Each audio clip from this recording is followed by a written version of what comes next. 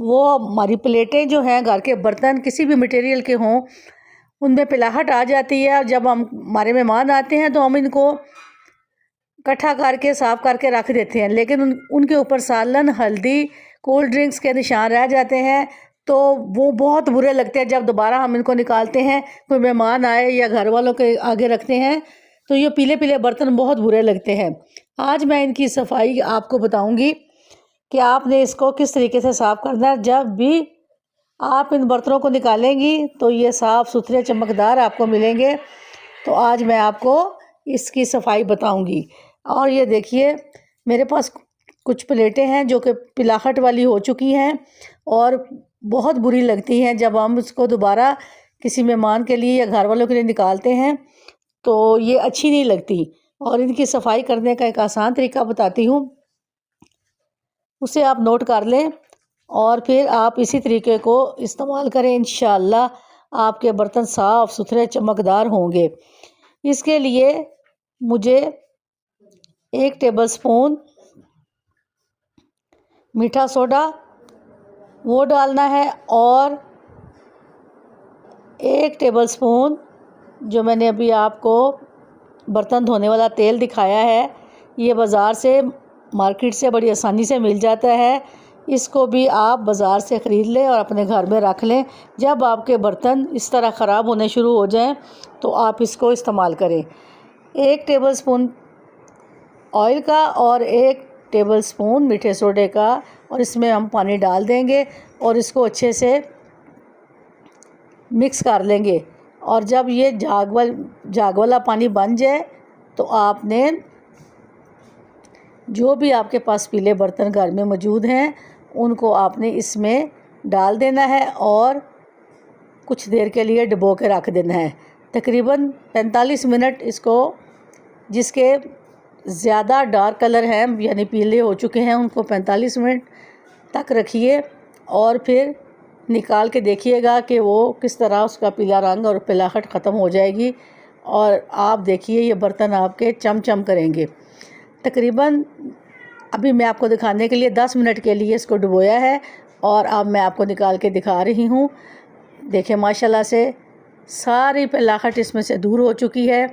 और अब आप इसे किसी जाली के साथ, कपड़े के साथ या फोम के साथ अच्छे से रगड़ लें, ताकि जो थोड़ी बहुत इसमें पिलाहट रह गई है वो रगड़ने से साफ़ हो जाएगी। और आपने इसको इसी तरीके को फॉलो करना है। अब मैं इसी तरीके से जो दूसरे बर्तन हैं उनको भी इसमें भिगो दूंगी और फिर मैं साफ़ पानी के साथ इसको साफ़ कर दूंगी। आप चाहें तो अपने हाथों पे ग्लव्स रख लें। मैं आपको दिखाने के लिए ग्लव्स इस्तेमाल नहीं कर रही, इसलिए आपकी जो मर्ज़ी है उसी तरीके से आप करें।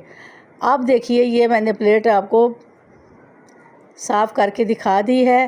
तकरीबन हर बर्तन को हमने इसी तरीके से, जो कि पीला हो चुका है, इसी तरीके से हमने साफ़ करना है और फिर बहुत ज़्यादा हमारी आसानी हो जाती है।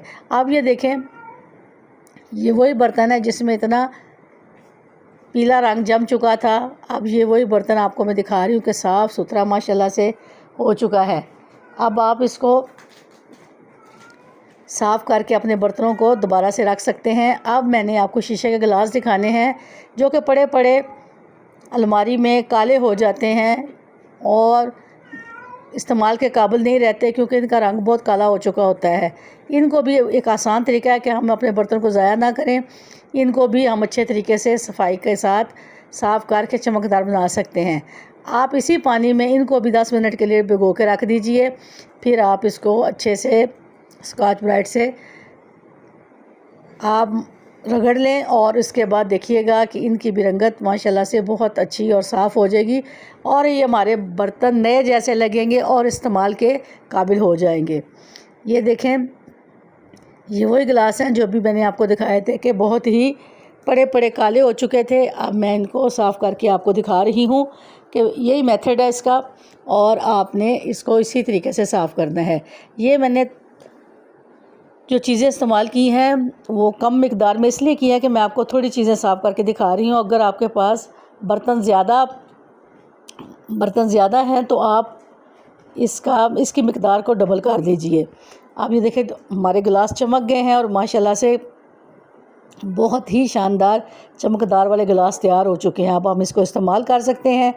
आप मेरे चैनल को सब्सक्राइब करें, लाइक करें, शेयर करें और बेल आइकन के बटन को प्रेस करें ताकि आपको अगला नोटिफिकेशन मिलता रहे।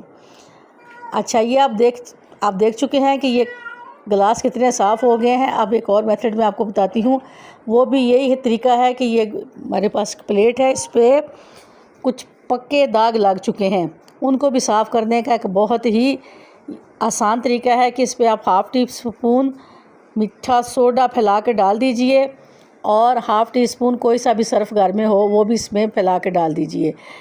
अब इसको मज़ीद इस दाग को साफ़ करने के लिए एक लेमन ले लीजिए, उसको भी आप अच्छे से निचोड़ लीजिए और फिर इसको निचोड़ने के बाद इन चीज़ों को मिक्स करके आप इस प्लेट को कुछ देर के लिए ये लगा दीजिए और फिर देखिएगा कि ये भी माशाल्लाह से साफ़ हो जाएगी। अगर आपके पास लेमन नहीं है तो आप सिरका यूज़ कर लें, 1 टीस्पून सिरका यूज़ कर लें और फिर आप इसको किसी अच्छे से कपड़े के साथ या जाली के साथ अच्छे से फैला दीजिए ताकि आपके जो दाग हैं बर्तनों पे वो साफ़ होने में आसानी हो जाए और जब हम इनको इस्तेमाल करें तो ये बहुत ही साफ़ सुथरे बर्तन आपको मिलें। अब मैं इसको बहुत ही अच्छे तरीके से रगड़ रही हूँ ताकि ये साफ़ सुथरे हो जाएं और इसके जो रंगत है, इस पे जो पिलाहट है या कोई काली चीज़ लग गई है तो वो भी साफ़ हो जाए। अब मैं साफ़ पानी के साथ इसको धो के दिखाऊंगी। अगर आप ख़ुद धोती हैं तो ठीक है, अगर आपने हेल्पर रखा हुआ है बर्तन धोने वाली तो उसे आप महीने में 2 बार यही तरीका करके अपने बर्तनों को साफ़ करके खुशक करके अपने अलमारी में रख दीजिए। जब भी आप निकालेंगे तो आपको बहुत आसानी होगी और ये बहुत ही साफ़ सुथरे बर्तन होंगे। अब मैं आपको पानी वाली बोतल दिखाऊंगी जो कि हम स्टोर में फेंक देते हैं और उसे इस्तेमाल नहीं करते। आज मैंने इनको निकाला है और ये बहुत ही गंदी हो चुकी हैं, स्टोर में पड़ी थी। तो आपको मैं इसकी सफाई का भी यही तरीका बताऊंगी। जो चीज़ें मैंने अभी आपको बताई हैं वही, जो पानी आपके पास बच गया था ऑयल का, मीठे सोडे का, तो उसको आप इसी पे यूज़ कर लीजिए। और ये देखें मैं इसके साथ स्टील मुंज की तारें जो हैं उनको लगा रही हूँ या स्कॉच ब्राइट है उनको आप ले लीजिए और इसके साथ रगड़ के ना आप इस पानी से इसको अच्छे से साफ़ करें। टिप मैं आपको मटर छीलने की सिखाऊंगी, वो बहुत ही आसान है और जब हम मटर लेके आते हैं तो हमें बहुत महसूस होता है कि ये कुछ मटर सख्त होते हैं, उसमें टाइम बहुत ज़्यादा लग जाता है। और इसकी आसानी के लिए मैं आपको ये एक तरीका बताती हूँ कि आपने ये मटर जो हैं प्रेशर कुकर में डाल देने हैं छिलके समेत और इसमें 1 गिलास पानी डाल दीजिए और आपने कुकर को बंद कर देना है। जब इसको अच्छे से स्टीम मिल जाए तो आपने ये सीटी को नहीं चलने देना, सिर्फ आपने इसकी स्टीम देनी है ताकि ये मटरों के छिलके नरम हो जाएं और थोड़ी देर के लिए इसको हम गर्म करके उतार लेंगे, ये जिस तरह के मैं आपको दिखा रही हूँ। अभी मैंने इसको स्टीम देने के लिए 1-2 मिनट के लिए इसको मैं चूल्हे पर रख दिया है और इसके नीचे आग लगा दी है। अब देखिएगा कि 2 मिनट में या 1.5 मिनट में ये इसको स्टीम मिल जाएगी तो फिर हम इसको आसानी से छील लेंगे और इसके दाने इसी तरह फ्रेश होंगे और इन दानों को हम फ्रीज़ भी करेंगे। अब ये देखें मैंने थोड़ी देर के लिए इसको स्टीम दी थी। अब इसके छिलके देख लीजिए कि इसके छिलके किस कदर नरम हो चुके हैं और ये बड़ी आसानी से अब ये सख्त वाले छिलके आसानी से खुल जाएंगे। आप देख लीजिए कितने फ्रेश हैं ये और इसको हम पकाने के लिए फ्रीज़ कर देंगे।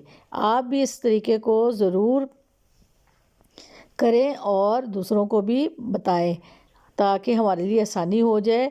और ये देखें मैं आपको ये तमाम मटर कितनी आसानी से छिलका खुल जाता है और इसमें ये मटर शामिल कर लेंगे। तो आप ये देखिए इसी तरीके से आपने एक एक छिलके वाले मटर को निकाल के एक बॉल में डाल लेना है और इसमें सारे मटर शामिल कर देने हैं। अब आपको ये तरीका आसान लगेगा। अब अगर आपको ये तरीका आसान लगे तो मुझे कमेंट ज़रूर कीजिएगा। ये देखें, ये मैंने कितनी आसानी से, और कोई मटर इसमें पका नहीं है, उसी तरह फ्रेश जिस तरह के मटर के छिलके में ये फ्रेश होते हैं।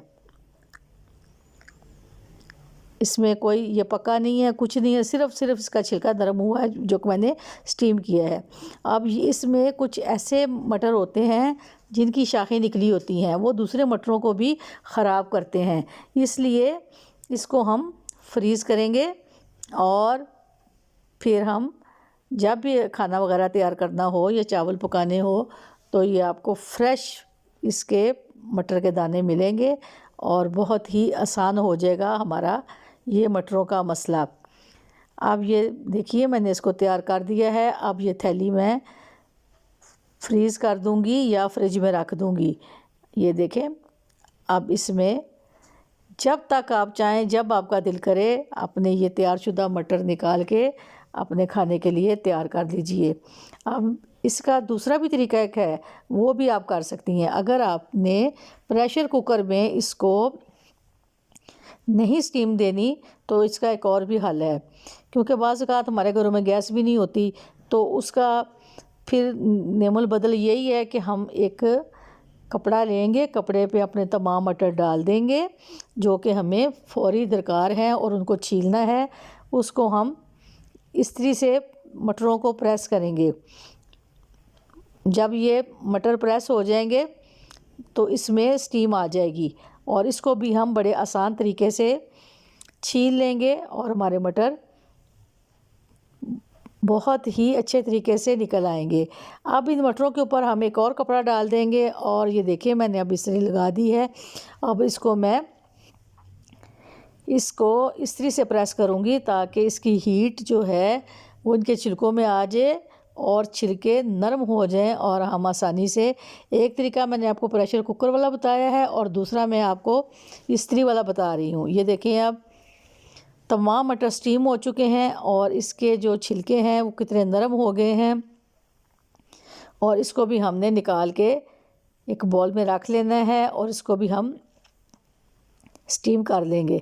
ये देखें, माशाल्लाह से कितने आसानी से हमारे मटर के दाने निकल रहे हैं और कितने फ्रेश हैं, और इसको हम किसी वक्त भी अपने खानों में इस्तेमाल करेंगे।